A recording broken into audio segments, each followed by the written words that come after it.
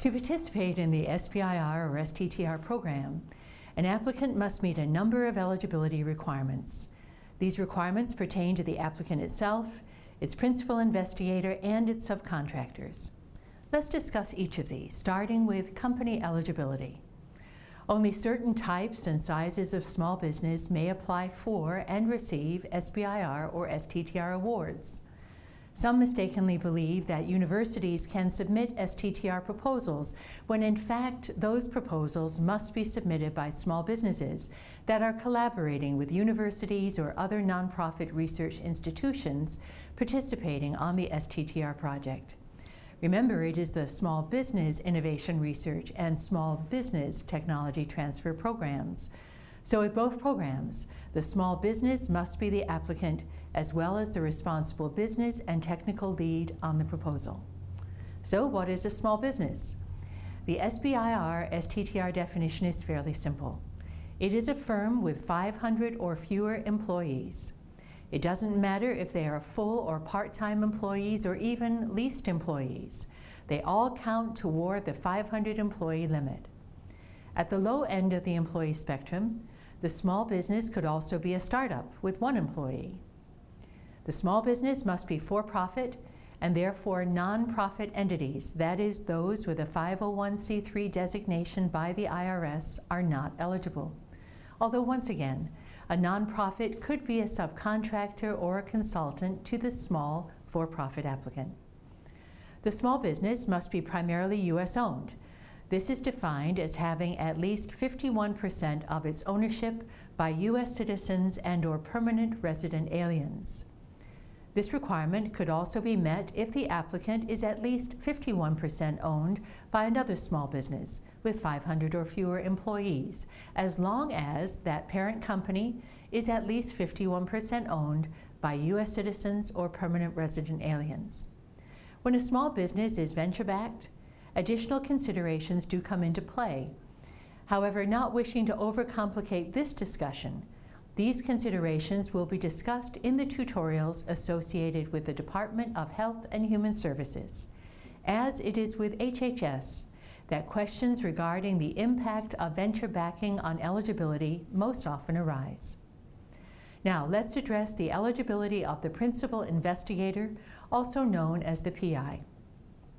Every SBIR and STTR proposal must designate a single individual who will serve as the principal investigator on the proposed project.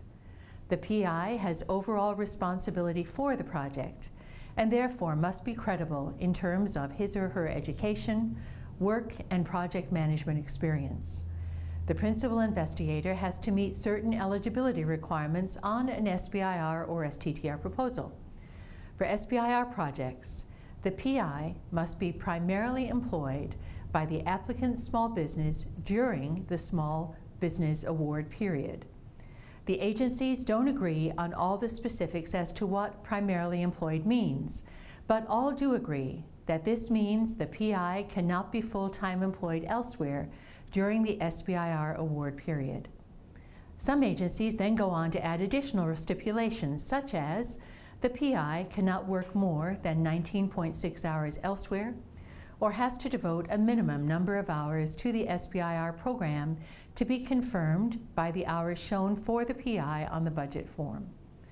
A careful read of the agency's solicitation will help ensure that you stay in compliance with the eligibility requirements for the PI. Now, the rules for STTR are a little different at 4 of the 5 participating agencies. Remember, there are only 5 agencies that have STTR programs. These are the Department of Defense, the Department of Energy, the National Aeronautics and Space Administration, the National Institutes of Health, and the National Science Foundation.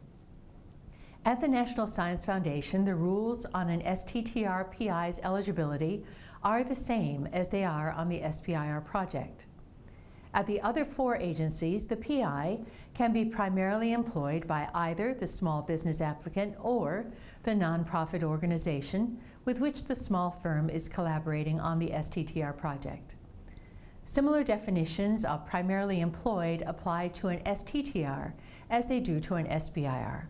So once again, be sure to carefully read the requirements on the solicitation of the agency to which you are applying. Relatively few opportunities exist in the SBIR STTR programs to designate co-PIs in which the principal investigator role is shared by 2 or more individuals. The National Institutes of Health allows this on SBIR and STTR projects that require a team science approach and refer to them as multiple PIs. However, special requirements do exist for this structure, and a leadership plan must be submitted. NSF uses the term co-PI with respect to NSF STTR proposals, all of which must involve a subawardee research institution. The lead from that institution is referred to as a co-PI, and companies are instructed to designate a co-PI from that institution listed on the cover page and on the sub-budget. This is a naming convention. Once again, we advise consulting the solicitation for agency-specific guidance on co-PIs. And remember, you can always contact the agency's SBIR or STTR program manager to clarify what is allowed or required. Now, let's examine subcontractor eligibility. On a Phase 1 SBIR project, up to 33% of the research can be subcontracted to another entity. That entity can be anything from a nonprofit research institution, such as a university or federal laboratory, to an individual consultant or a large prime contractor. On STTR projects, either Phase 1 or Phase 2, at least 30% of the research must be performed by a nonprofit entity referred to as the research institution or RI.